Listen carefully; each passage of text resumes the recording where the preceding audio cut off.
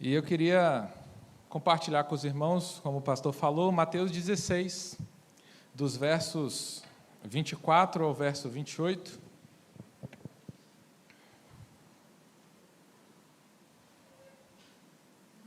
Mateus 16, de 24 a 28. Um texto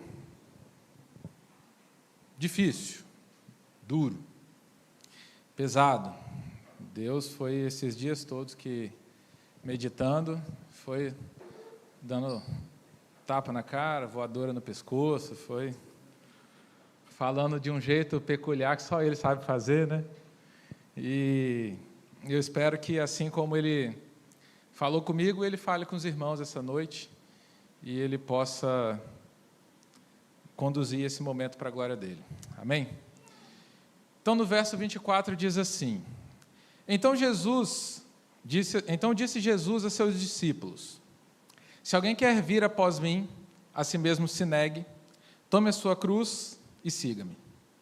Porquanto, quem quiser salvar a sua vida, perdê-la-á. E quem perder a vida por minha causa, achá-la. Pois que aproveitará o homem se ganhar o mundo inteiro e perder a sua alma? Ou que dará o homem em troca da sua alma? Porque o Filho do Homem há de vir na glória do seu Pai, com os seus anjos, e então retribuirá a cada um conforme as suas obras. Em verdade vos digo, que alguns há dos que aqui se encontram, que de maneira nenhuma passarão pela morte, até que vejam vir o Filho do Homem no seu reino. Te louvamos, Deus, pela Tua palavra, porque podemos abri-la publicamente, podemos ler, pensar, meditar, conversar, e acima de tudo, porque o Senhor aplica em nós. Muito obrigado por isso. Louvado seja o Teu nome. E que o Senhor faça isso essa noite nas nossas vidas. No nome de Jesus. Amém. Meus irmãos, é muito bom receber um convite, né? Quem não gosta de receber um convite? Na verdade, nem todos, né? Tem uns convites por aí que são umas aberrações, umas coisas meio complexas de se explicar. Porém, um bom convite, seja do mais simples ao mais elaborado, faz muito bem ao coração, porque ele diz que nós somos importantes para aqueles que estão nos convidando. Nós fazemos alguma diferença, né? Um convite para um simples café, um bate-papo, uma conversa. Ou como eu aprendi aqui na IPJC com alguns irmãos, o famoso almojanta, né? Convida para o almoço, você chega no almoço, aí depois do almoço tem um café, né? Você passa um cafezinho, você vai tomar um café, vai conversando, aí daqui a pouco aparece um bolo na mesa. Aí vem um pãozinho de queijo, um pão, né? E aí quando você vê, não, dá janta para as crianças, aí, né? As crianças já vão embora de banho tomado, tudo certo. Quando você viu, virou um almoço que virou uma janta, né? Isso é muito legal, isso alegra o coração. Então, como eu aprendi com um dos meus amigos também, tem um grupo no WhatsApp chamado Os Imboríveis, né? Eles se convidam, eles se reúnem e aí ninguém vai embora, porque convite é bom, o momento é bom, então eles são os imboríveis, ninguém vai embora, né? Um convite para uma festa, um casamento, são todos para alegrar o coração. Um bom convite nos mostra que nós somos especiais, seja para resolver um problema, seja para ouvir alguém que precisa desabafar, para falar, mostra que nós temos importância na vida daquela pessoa. Seja para participar de momentos festivos, né? A gente tem um espaço especial na vida daquela pessoa. E nesse texto, Jesus faz um convite. Ele faz um convite, nesse texto especificamente, aos seus discípulos. Mas quando a gente lê em Marcos, fala que ele estava falando aos discípulos e à multidão. Então é um convite para os discípulos, é um convite para a multidão e é um convite para nós hoje. E o que eu penso? Que se é um convite vindo da parte de Jesus, é um bom convite. Não tem como, né? Não tem como ser de outro jeito. Se veio da parte de Jesus, é um bom convite. E é sobre isso que eu gostaria de meditar com os irmãos hoje. Esse convite que Jesus faz, que é um convite para a morte. Né? Talvez você estava pensando outra coisa, né? Fosse mais esquisito, né? Um convite para a morte é bom? Eu parto do pressuposto que se foi Jesus que fez, ele é bom. Então eu quero pensar com os irmãos sobre isso, esse convite para a morte. E como todo bom presbiteriano, 3 pontos, a gente vai falar. O primeiro ponto é um convite para morrermos para nós mesmos. Veja aí no verso 24. Então disse Jesus aos seus discípulos: se alguém quer vir após mim, a si mesmo se negue, tome a sua cruz e siga-me. Por que é um convite? Acho que esse é o primeiro ponto que a gente pode pensar, né? Por que é um convite? Porque Jesus fala, se alguém quer vir. É um convite, Jesus está convidando, ele não está te obrigando. Né? O pastor Hernandes gosta de uma frase que ele fala que a soberania de Deus ela não violenta a vontade humana. Então, Jesus está fazendo um convite. Ele está convidando a ser um discípulo. Então, se alguém quiser vir após mim. Então, você quer? Então, venha. Então, se você quiser vir, você vai ter que cumprir alguns requisitos. Se você quer vir, você vai precisar morrer. É isso que ele vai falar depois. Você está disposto a isso? Aceitar ser discípulo de Cristo, aceitar ser esse convite. Mas para aceitar esse convite, você vai precisar morrer. Você está disposto? Essa primeira parte, a gente pode dividir em 3 outras partes. Então, um convite para morrermos para nós mesmos, ele vai ser dividido em 3 partes aqui. A primeira, a si mesmo se negue. Jesus está aqui revelando para os discípulos pela primeira vez que ele vai morrer. Então, no texto que o pastor pregou hoje pela manhã, ele falou sobre isso, né? Tem compaixão de ti, Senhor. Pedro falando com Jesus. Isso de modo algum te acontecerá. Jesus falou, eu preciso morrer. E Pedro falou assim, não, espera aí. Isso não vai acontecer com você. Só que Jesus, olhando para Pedro, disse, arreda, Satanás. E depois disso, Jesus começou a ensinar para os seus discípulos e para a multidão que as coisas que acontecem no reino de Deus, elas não são do jeito que a gente quer. Normalmente, elas são invertidas em relação às nossas vontades. Jesus deveria morrer, e esse era o plano de Deus, que era oposto ao plano de Pedro. O mundo procura a si mesmo, procura atender os seus desejos, as suas vontades, porém o discípulo de Cristo está numa batalha de autonegação. E Thomas Watson diz que a autonegação é o fundamento da piedade cristã. Se isso não for bem resolvido, todo o edifício da piedade cristã cairá. Esse princípio, então, ele é universal, ele é para todos. E A. W. Pink, no seu artigo A Cruz e o Ego, na parte final, ele vai responder uma pergunta que é muito simples. O que é um cristão? Ele vem discorrendo sobre esses pontos e ele fala, o que é um cristão? E ele começa a pensar sobre isso. E aí, no final, ele fala assim, um cristão é alguém que renunciou a si mesmo e recebeu a Cristo Jesus como seu Senhor.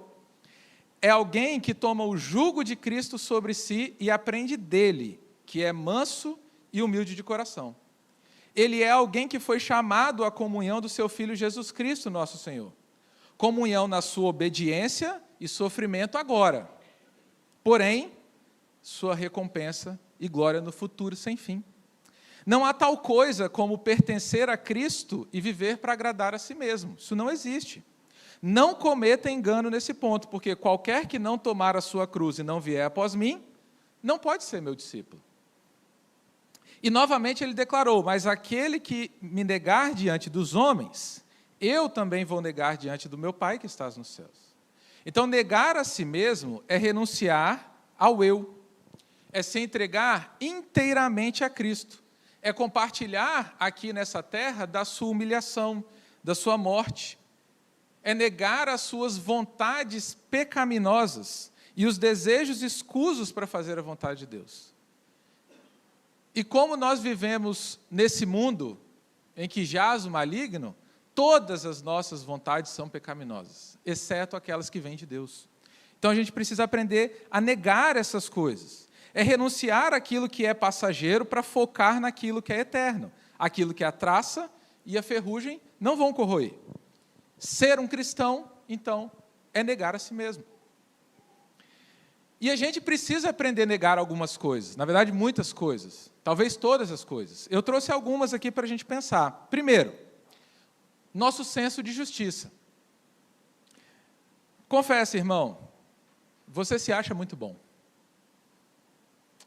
A gente olha para a gente e a gente fala assim, eu sou muito bom.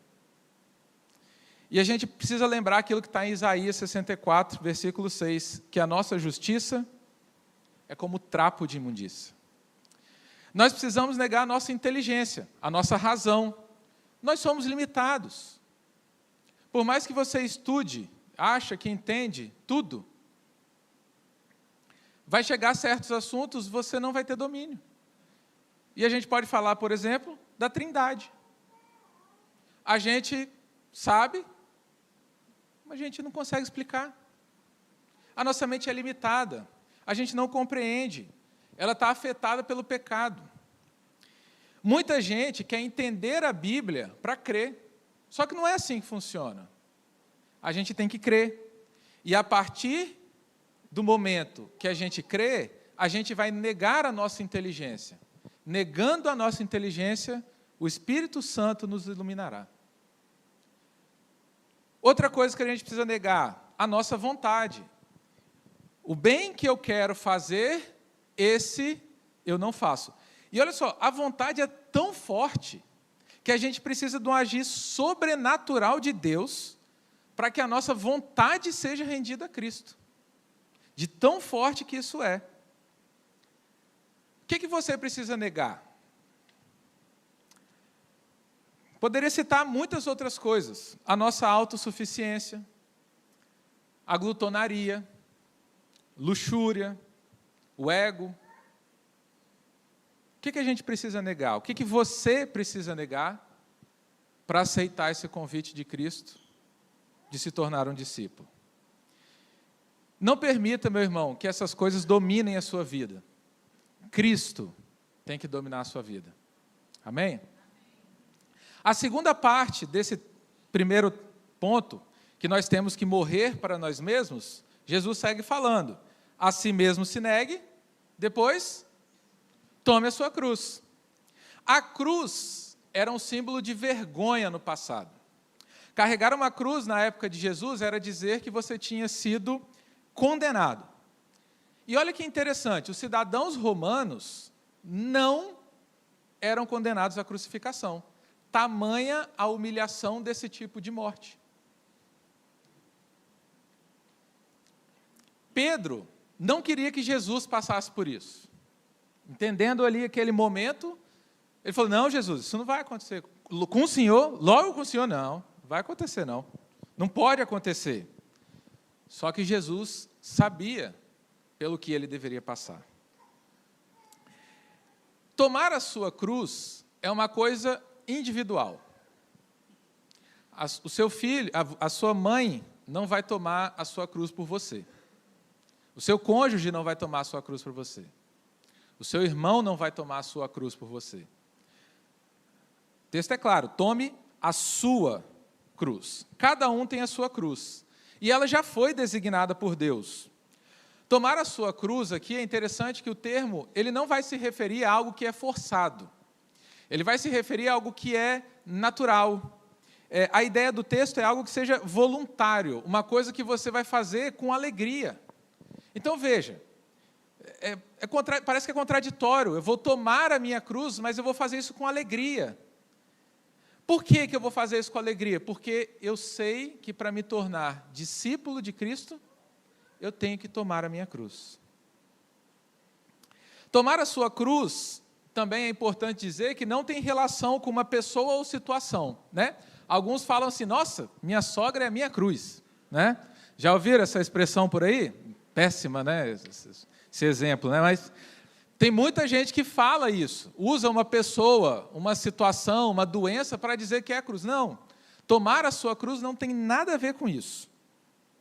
Tomar a sua cruz é uma experiência de alma, é uma vida que é voluntariamente rendida a Deus. Tomar a sua cruz significa identificar-se com Cristo, em sua rejeição, vergonha, sofrimento e morte. E a gente precisa lembrar de uma coisa: não há coroa sem cruz. A terceira parte do morrermos para nós mesmos, Jesus conclui o verso aqui: a si mesmo se negue, tome a sua cruz e siga-me. Depois que você negou a si mesmo, depois que você tomou a sua cruz, vem o convite: siga-me. Agora, você está apto a me seguir. Você está apto a fazer exatamente aquilo que eu faço. Agora você pode aprender de mim, que sou manso e humilde de coração. Você pode aprender a amar o mundo de tal maneira. Você pode aprender comigo a fazer a vontade do Pai. Por isso que Jesus, ele termina esse primeiro convite falando: siga-me. Não é possível ser discípulo de Cristo e não seguir o caminho da rendição. Seguir a Jesus requer imitá-lo. Ser um discípulo dele é andar nos passos dele. Então é deixar todas as minhas vontades e desejos para trás para segui-lo, para imitá-lo. E quem, senão Jesus, foi o maior exemplo de que negou a si mesmo? Quem, senão Jesus, foi o maior exemplo de que tomou a sua cruz? Jesus, ele te convida. Você pode aceitar ou não. Só que a exigência é alta. Negue-se a si mesmo. Tome a sua cruz e siga-me. A gente não pode fazer isso. Você não consegue fazer isso. Mas graças a Deus, porque aquele que convida é o mesmo que nos capacita a negarmos a nós mesmos, a tomar a nossa cruz e a segui-lo. E a gente pode lembrar daquilo que Paulo fala: o viver é Cristo e o morrer é lucro. Porque não há morte mais gloriosa do que morrer para o mundo. Porque não há vida mais gloriosa a se viver do que uma vida para Cristo. Uma vida na presença de Deus. Uma vida para Deus. Hoje Jesus está te fazendo esse convite. Você aceita morrer para você mesmo? Você aceita abrir mão das suas vontades, dos seus desejos? Você aceita abrir mão de você para viver aquilo que Cristo tem para você? Jesus nos faz esse convite. O segundo ponto é que esse convite para a morte, ele também é um convite para morrermos para o mundo. Veja os versos 25 e 26. Porquanto, quem quiser salvar a sua vida, perdê-la-á. E quem perder a vida por minha causa, achá-la-á. Pois, que aproveitará o homem se ganhar o mundo inteiro e perder a sua alma? Ou que dará o homem em troca da sua alma? Paulo, num dos momentos, numa de suas cartas que ele está escrevendo, ele vai falar o seguinte: considero tudo como esterco. Considero tudo como perda. Paulo foi um exemplo de quem morreu para si mesmo e de quem morreu para o mundo. Paulo é um exemplo de quem vivia para Cristo. Ele agora olha, ele consegue perceber o que é eterno. A história de Paulo, antes Saulo, é interessante porque ele fica cego e depois ele volta a ver. É como se Deus estivesse falando assim: olha, tudo que você viu para trás já era. A partir de agora, quando eu abrir os seus olhos, você só vai conseguir ver aquilo que é eterno. Você só vai conseguir notar e perceber aquilo que eu quero que você veja. E diante disso, ele não tem como soltar outra expressão ou falar, senão eu considero tudo como esterco, como perda. Ele entendeu que nada do que ele fizesse garantiria a salvação da sua alma, a não ser atender o convite de Deus para ele. Diante disso, você tem aceitado o convite de Cristo para você? Você sabe o que Deus quer para você? No livro de Deuteronômio, no capítulo 10, versículos 12 a 15, Deus diz que o que Ele requer de nós é que temamos a Ele, que vivamos de maneira agradável, a Ele e que amemos e sirvamos a Ele de todo o coração, de toda a nossa alma. Se a gente puder fazer um resumo do ponto 1, que é morrermos para nós mesmos, é isso aqui. A gente precisa temê-lo, a gente precisa viver de maneira agradável para Ele e amar e servir de todo o coração, de toda a nossa alma. No livro de Miqueias, no capítulo 6, verso 8, Deus diz o que Ele requer de nós é que pratiquemos a justiça, amemos a misericórdia e andemos humildemente como Ele andou. Se a gente pensar no tópico do verso 2, um convite para morrermos para o mundo, é exatamente isso. O mundo não ama a misericórdia. O mundo não pratica justiça. O mundo não anda em humildade. Um outro exemplo de quem entendeu esse convite para morrer do mundo foi Salomão. Em Eclesiastes 2:10, ele fala o seguinte: atendi todos os desejos do meu coração, e eu vi que tudo era vaidade.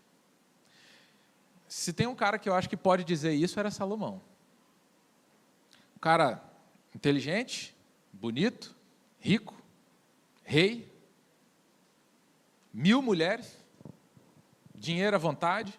As pessoas vinham de longe para consultar Salomão, e no final da sua vida, o que ele fala? Tudo era vaidade.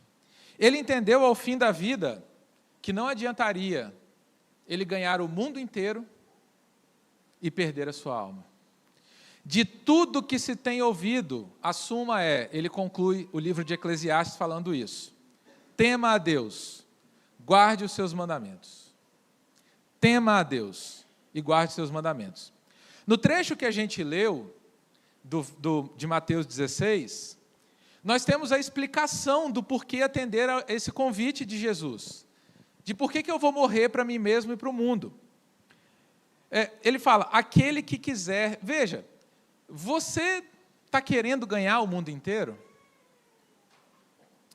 Hoje você tem corrido atrás do quê? Fama, dinheiro, destaque profissional? Você está querendo ser servido? Você está buscando no mundo se esconder de Deus? Porque aquele que quiser salvar a sua vida negando a Cristo, vai perder.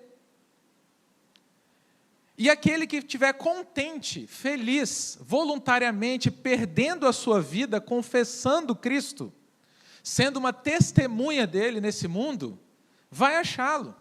E a gente consegue ver nesse trecho vida e morte, o bem e o mal, a bênção e a maldição que estão diante de nós. E aqui nós temos um grande paradoxo, que é perder para ganhar.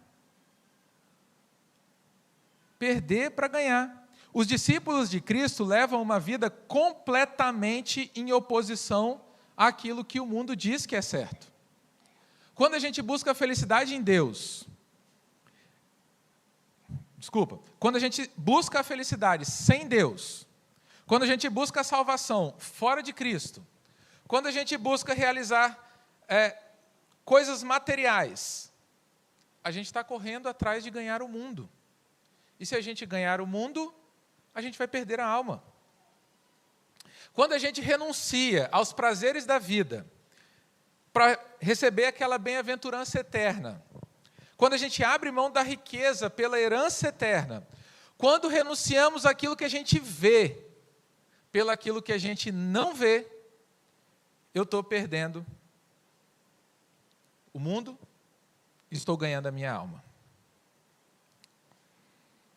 Quanto vale uma alma? Será que a gente consegue responder?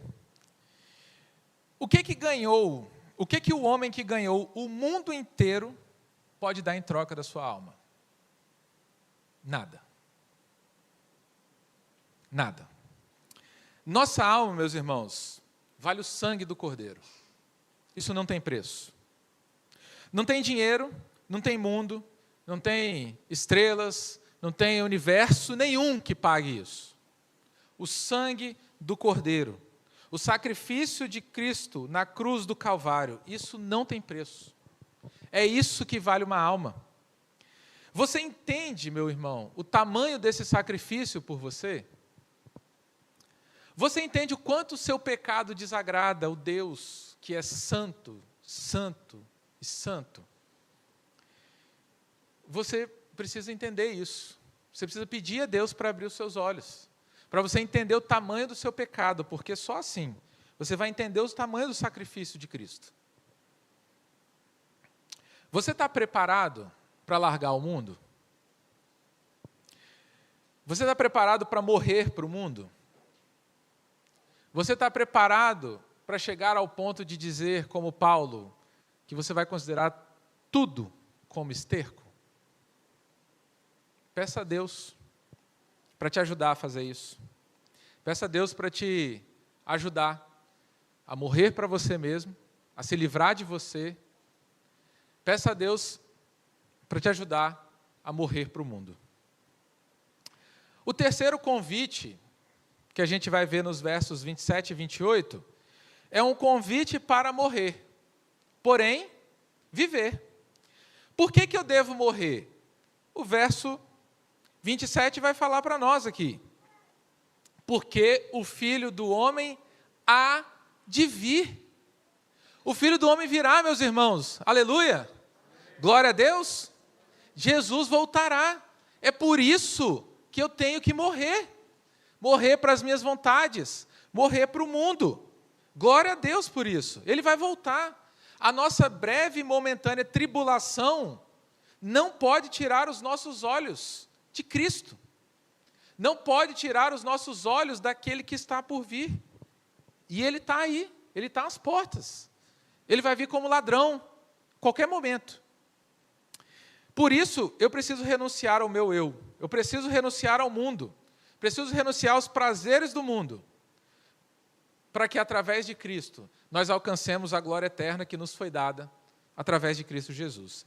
Veja, o texto continua falando que Ele virá na glória do seu Pai. Isso traz um contraste, né? Entre o Jesus homem, aquilo que Ele estava passando, que se humilhou, que foi desprezado, e o Jesus que virá glorificado. Na sua primeira vinda, Ele tinha a companhia dos discípulos. Ele estava acompanhado pela galera que era excluída, pelas pessoas que ninguém queria conviver. Mas na sua segunda vinda, Ele vai estar acompanhado dos anjos. Ele virá. E se confessar, e se sofrermos com Ele, 2 Timóteo, se sofremos com Ele, também com Ele reinaremos. Se sofremos com Ele, também com Ele reinaremos. Na parte B do verso 27, vem algo que nos interessa. Ele fala assim: e então retribuirá a cada um conforme as suas obras. Vai retribuir. Mas a pergunta que a gente precisa fazer é: se fosse hoje, o que você receberia? Segundo as suas obras. Qual seria a sua recompensa hoje? Veja, as suas obras estão de acordo com aquilo que Cristo tem ordenado para você? Com aquilo que Cristo tem ordenado para nós? Com aquilo que é a nossa missão nesse mundo? Jesus vai vir como juiz, e o justo juiz. Então, a melhor forma de estarmos preparados para esse julgamento vai ser renunciar a si mesmo. Renunciar a mim mesmo. Tomar a nossa cruz, a minha, a sua, e segui-lo. Porque somente assim faremos do juiz o nosso amigo e estaremos de acordo com seus preceitos. E veja também que a gente não vai receber nada aqui, não. Não é nada aqui. É quando o Filho do Homem vier. E até lá, o que a gente tem que escolher? Temos que escolher ser discípulos de Cristo. Renunciar o mundo e ter os olhos fitos naquele que é o autor e consumador da nossa fé. É Ele que nos mantém, Ele que nos sustenta, e Ele é que nos dá condições de morrermos para nós mesmos, de morrermos para o mundo. Ele é que nos dá condições de cumprir a sua exigência. E o texto vai terminar com um verso que tem muita discussão, que é o verso 28. Em verdade vos digo que alguns há dos que aqui se encontram que de maneira nenhuma passarão pela morte, até que vejam vir o Filho do Homem no seu reino. Alguns dizem que esse texto se refere a segunda vinda de Cristo, que eu acho que, né, não seria sobre isso, porque já morreram todos, inclusive, né? Alguns vão falar que o texto se refere à transfiguração, que acontece logo depois na sequência da narrativa, no capítulo 17, onde Jesus sobe, é transfigurado, né, os discípulos veem ele ali transformado. Alguns vão dizer que isso se refere à ascensão de Cristo. Só que, muito mais do que entender, talvez, do que Jesus estava falando, assim, de qual momento que ele estava se referindo aqui, é entender que ele vai vir. É entender que nós vamos ver o Filho do Homem no seu reino. Ele virá. E quando ele virá, e quando ele vier, na verdade, ele vai vir nos buscar. Você está preparado para isso?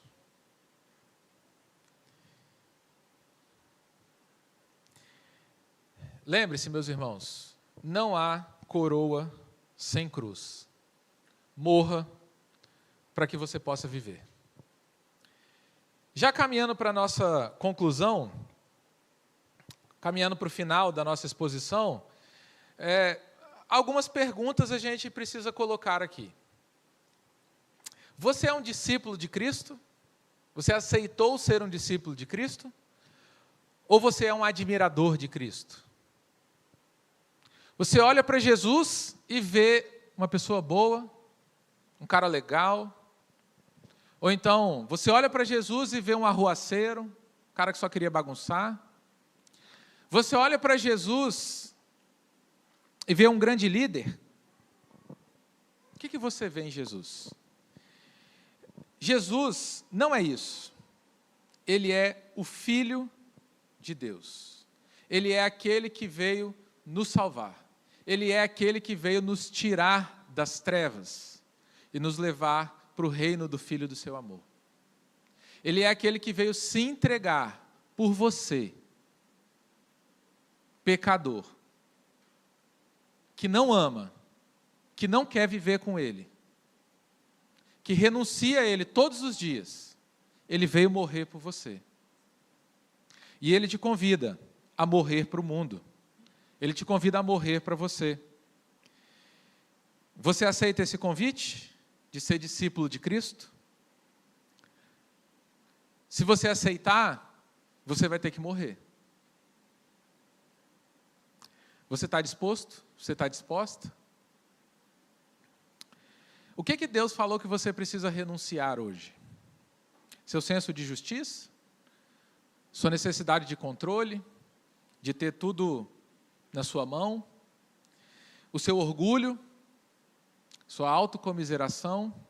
O que você precisa abrir mão? O que você precisa renunciar? O que Deus falou com você sobre morrer para o mundo? Seu testemunho, enquanto cristão, diante das pessoas, precisa mudar? A forma como você lida com as pessoas, no seu trabalho, com seus vizinhos, com seus amigos, isso precisa mudar? Você precisa começar a ser testemunha de Cristo? Porque Paulo também fala que nós somos uma carta aberta, lida por todos os homens. O que as pessoas estão lendo em você? Veja que o convite é para ser testemunha. É uma vida, é a forma que você vive, são os seus atos, a sua caminhada.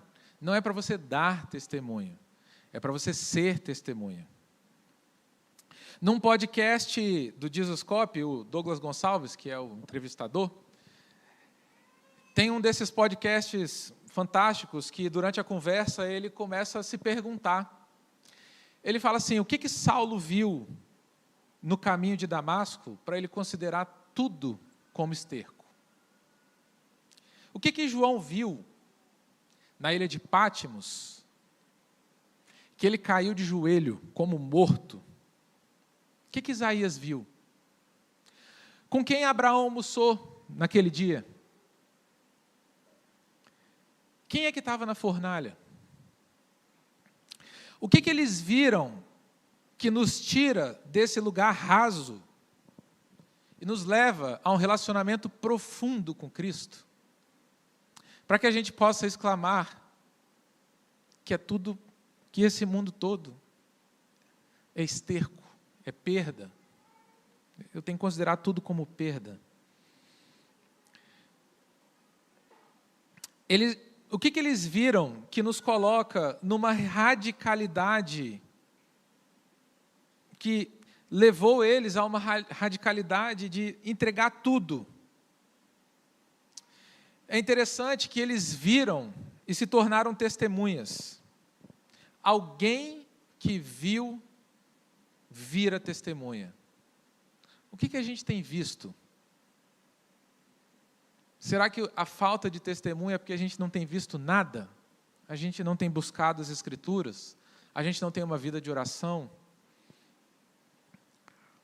E é interessante que testemunho, no grego, é a palavra martíros.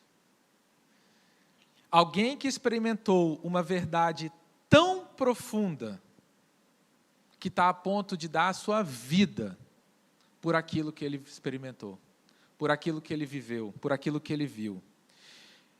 Só você, meu irmão, sabe o que você precisa ver. Só você sabe, junto com Deus, aquilo que Deus precisa te mostrar, para que você saia dessa vida rasa e se torne profundo em Cristo. Você está pronto para morrer?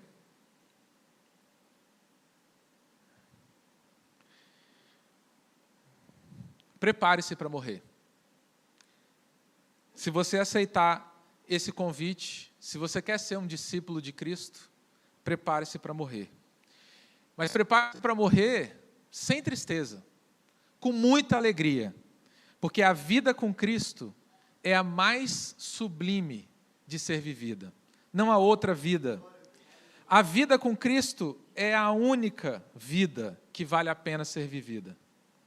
As promessas de Cristo são para a eternidade. Mas lembre-se, não há coroa sem cruz. Morra para a vida, morra para o mundo, morra para você.